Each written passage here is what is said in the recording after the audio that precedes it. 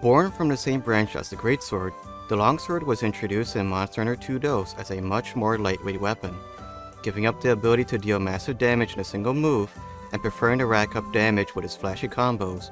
The Longsword has stolen the hearts of many hunters, new and old to the series alike.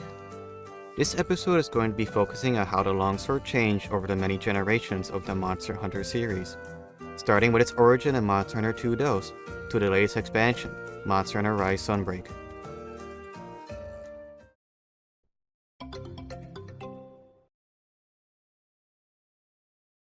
Just like the Greatsword, the Longsword requires the hunter to position the center of the blade to make contact with the monster, as just hitting with the tip of the blade would do less damage. Moving the analog stick forward, left, or right would do a single slash in front of the hunter. You can move while attacking to do a small step forward. After the first slash, you could press the same direction again for a second slice. Pressing in R3 would do a quick jab with the tip of the blade, low in damage but essential for the infinite combo. Pressing a direction after the poke would do an upward slice, and once more would finish the main combo with a downward finisher. If you want to continue the combo, just press R3 or Fate Slash and begin from the starting forward slash again.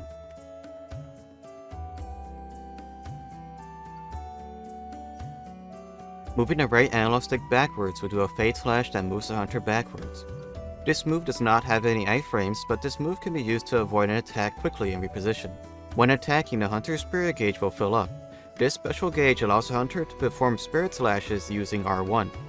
With the gauge empty, pressing R1 would just do a wide sweep in front of them. If you have a good majority of the gauge filled, you can press R1 3 times for the full spirit combo.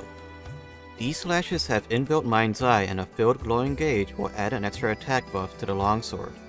While a very powerful move, the third spirit slash animation locks you for a lengthy amount of time. It is also possible to extend a combo by incorporating some analog inputs in between some slashes. Pretty handy if you want to deal some extra damage, or if you want that Spirit 3 attack but do not have enough spirit gauge.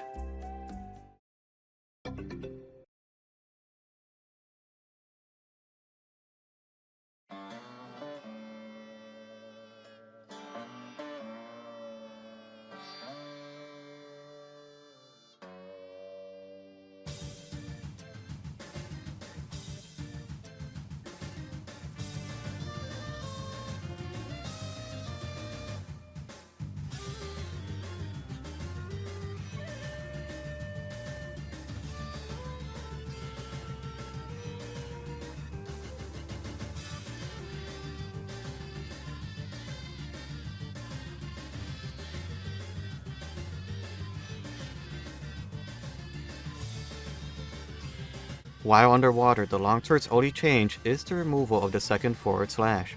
Otherwise, the usual bit of clumsiness is the only drawback to underwater combat.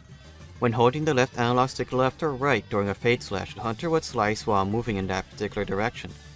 If you want to just Fate Slash backwards, just simply press X plus A without touching the analog stick. At the end of the spirit combo, there is now the roundhouse finisher. This slash moves the hunter forward and ends with the hunter sheathing their weapon. If the forward slash connects with any part of a monster's body, the spirit gauge will be upgraded a single tier. The first upgrade has to go to white, the second yellow, and with a third, the sword will start glowing red. The gauge quickly depletes over time, but it can be refilled by just landing another spirit roundhouse. The spirit gauge in Monster Hunter Tribe behaved a little bit differently than in 3 Ultimate and Portable 3rd. First, when the spirit gauge was filled, it stayed filled when using spirit slashes. Second, when the gauge lowered, the hunter will lose other charge, while in 3U and P3rd, the gauge will simply go down a single level.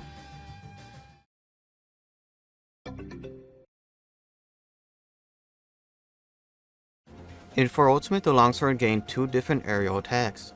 The first one is simply done by pressing X in midair. This will do a simple overhead slash. The second one is done by pressing R while midair. If you have enough spirit gauge, this will do a 2-part spirit slash combo that can go into the roundhouse slash quickly when on the ground. You can also unsheath into this attack by pressing R plus X plus A.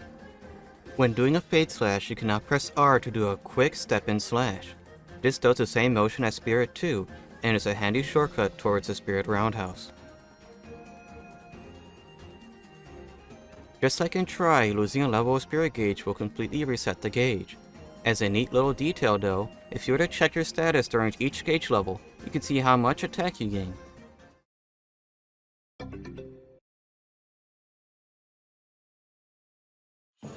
While guild style remains largely unchanged, their spirit gauge behaves like it does in 3 Ultimate, so the gauge just simply goes back a single level instead of just resetting the spirit gauge. Striker style loses the left-right fade slash and the spirit step-in attack, which can make upgrading the spirit gauge a little bit harder for some monsters. Other than that, the Longsword is unchanged. It's pretty much like how it was in Freedom Unite, with the ability to upgrade the spirit gauge. Aerial style allows the hunter to hop forward while rolling, and only allows spirit slashes while midair. So to upgrade the spirit gauge, the spirit combos need to be started while airborne, and will be finished if the combo is continued while on the ground. Once the hunter gets at least white gauge, the start of the spirit combos begins with spirit 3, so it becomes much easier to upkeep the spirit gauge. Plus with at least white gauge, the extended spirit combos can be done. The hunter also cannot do the spirit step and slash, but left and right fade slashes are possible. Adept style has fade slashes default to the left. It is possible to still fade slash to the right, but the hunter cannot fade slash backwards. The spirit roundhouse is also taken out of the normal combos, but with a successful adept dodge, the hunter can do a quick slice retaliation with X and finish the attack with R. Connecting this attack will upgrade the spirit gauge. The second hit is very powerful and it arcs over the hunter. GenU's adept counter is a little longer than it was in Gen, which is a very small change, but it can be noticeable in the much faster G rank hunts. Valor style takes away the spirit slashes and fade slashing while not in Valor mode. Pressing Y and then X will have the hunter slash across and then upwards. Pressing X plus A would do a fade slash, and pressing R would do a spirit slash. Having a filled gauge and doing the full spirit combo after pressing Y is the fastest way of getting into Valor mode. Once in Valor mode, the Longsword gets a nice blue glow to their sword, plus a guard point counter in Spirit 1, with the gauge somewhat filled. Continuing this combo will go into Spirit 3, and then into Adept Spirit Finisher. It is also possible to unsheath into a counter while in Valor mode by pressing R plus X plus A. Note that after a counter, you can have the hunter dash in a desired direction before continuing the combo. With the Sakura slash hunter art, it is possible to upgrade the spirit gauge like normal. However, when the hunter goes into Valor mode, the gauge will turn blue and overwrite the spirit gauge. Alchemy style simplifies the Longsword's made combos to X inputs. Pressing A will do the poke, and pressing it again will do a fade slash to the left. With a quick leap backwards, the hunter dashes forward with landing slashes, leaving the target filled with cuts and slices. Connecting this attack is enough to upgrade the spirit gauge a single level. Unlocking their innermost potential, the hunter's spirit gauge is maxed out for a short amount of time, allowing them to fight to their utmost limits without using any spirit gauge. A special skill that came from the Far East, this clears the mind of the user, readying them for any incoming attacks and then elegantly executing a powerful counter. This hunter art takes a little while longer to get started, but in exchange for the user's green health, they get an attack buff for a short amount of time. Health is recovered when the hunter attacks the monster.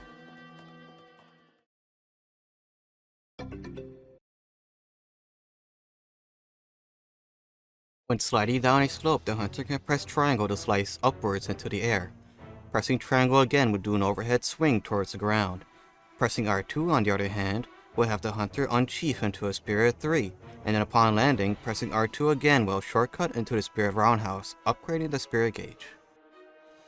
Pressing R2 and circle after an attack will have the hunter jump back. If they get hit during this animation, they will quickly glow blue. So when they make contact with a monster, they will have a filled spirit gauge. They can also press R2 after the slice to upgrade their spirit gauge with a quick roundhouse slash.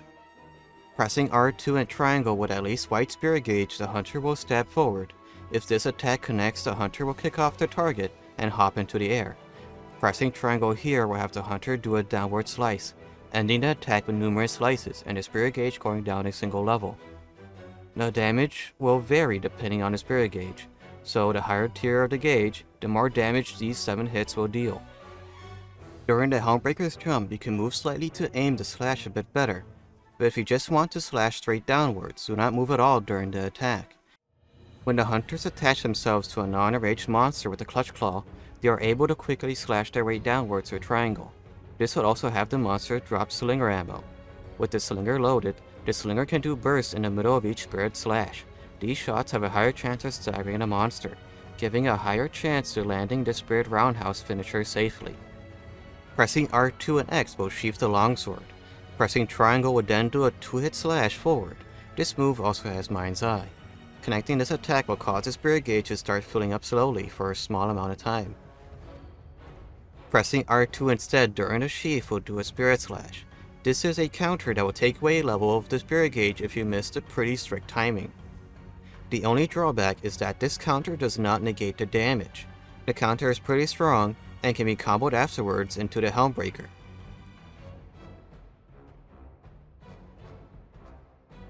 Holding onto the sheath for too long will just sheath away the weapon. Another function of this sheath is to cancel out the ending animation of the roundhouse slash quickly to restart the combos. Also during the sheath you can move the hunter in a desired direction. This move also provides a little bit of super armor.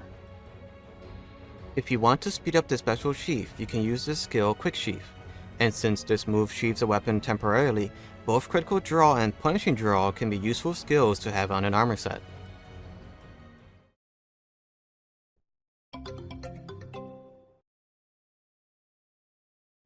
MhRise removes the ability to do the Helmbreaker in normal combos. It also changes the main combo to just be all X's. You can still press A to poke, but now that is optional.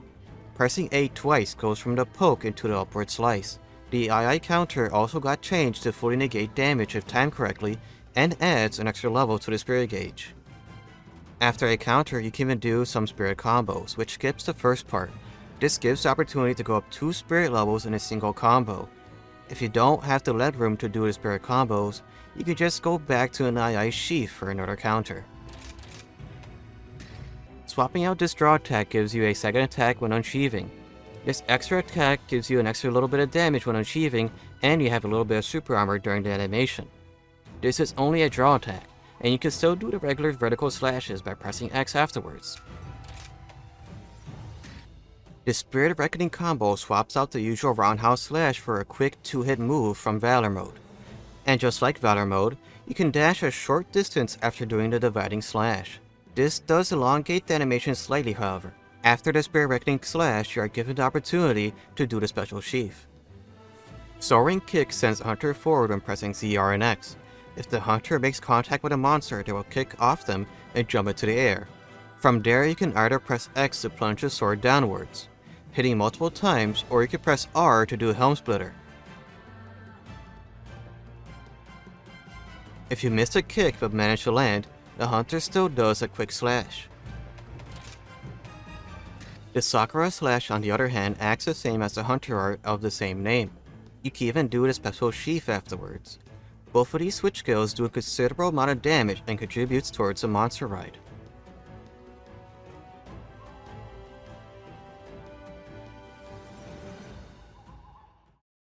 Following Rise, the Longsword got pretty heavily nerfed. The usual playstyle that relied on the II counters into Soaring Kick, while still strong, does considerably less damage, and with the extra downtime of the Soaring Kick is a bit harder to constantly pull off. Comparing Rise to Sunbreak, the II counter lost about 50% of its motion value, Helmbreaker lost about 25%, and its cooldown being increased by 35%. Mirroring this, the Sakura Slash got buffed by the same amounts that the II Slash and Soaring Kick lost. Switching out the regular special sheath for the Sacred Sheath combo, the hunter does a longer sheath animation that will auto-counter if they are hit during the sheathing animation. This takes a level from the Spirit Gauge. If you time the counter instead with R1/2, you don't lose a level of gauge, and instead are given a chance to go into the Spirit combos. Going through with the sheath will have the Longsword start taking multiple levels of Spirit Gauge quickly. The more levels you allow to deplete, the stronger the next attacks will be. Each level gives an extra attack, so your goal would be to let it take all 3 levels from a red gauge. Letting go will have you do an extra strong greatsword level attack. During this attack, you have hyper armor, so you do not only ignore knockback, you take less damage during this move. If you have gauge after putting in 1 or 2 levels, you can go straight into Spirit 3. If you put all 3 levels of Spirit Gauge into it, you skip straight through into the Spirit Roundhouse or Reckoning combo. While in the Sacred Sheath, you cannot leave this as long as you are holding down R2. So using the roll button, you can dash around to better position the attack. This dash can be enhanced with armor skills like Evade Extend and Bubbly Dance. Dashing backwards also noticeably goes further than any other direction. Giving up Soaring Kick and Sakura Slash. Tempered Spirit Blade grants the ability to do the Valor counter from GenU. The timing of this counter is pretty strict, but a successful counter will upgrade the spirit gauge and fill it up by about half. Swapping out Serene Pose for Harvest Moon allows the hunter to make a ring around them for the price of 2 wire bugs. While in this circle, their spirit gauge does not deplete and counters will have extra hits. This move went through a recent change as of Title Update 5. The circle radius was increased to allow for Sakura slashes to be done more comfortably. You could sheath your weapon within the circle and it will not disappear. Touching or getting knocked into the ring does not knock the player back. The cooldown of this move gets decreased and the height of the visible ring got increased. Following this update, the Harvest Moon skill swap became much more practical to use and returned the original strength of the special sheath. You know how sometimes it just feels wrong to be doing so much damage? That's essentially how modern Longsword feels to me most of the time. I had said before that the Longsword is my guilty pleasure weapon, and that has not really changed. It used to feel like a very vulnerable weapon in older generations, with the player having to physically evade or time their rolls to avoid getting hit. But now the Longsword is just a walking death machine. You are given so many suitable options during a fight in order to counter and change any attack into your favor. If there wasn't a need to sharpen or to follow a monster leaving the area, a very skilled Longsword user would probably never be seen walking around with their weapon sheathed on their backs. And for those with Longsword users on your party, well, I do hope that you reserved a spot in your armor set, or use Curious Crafting to get an extra slot to put in Flinch Free, or even better yet, Shock Absorber. Well, that's pretty much it. Until the next episode. Also, yeah, as an extra note, last time I got wiki-pilled. The wiki says that the Longsword was introduced in Freedom 2, but does it not make a note that that was the first Western introduction of the weapon? So, yeah, no, Freedom 2 was not the first game to have the Longsword be its own weapon class. That would be Monster Hunter 2 DOS. Okay, bye.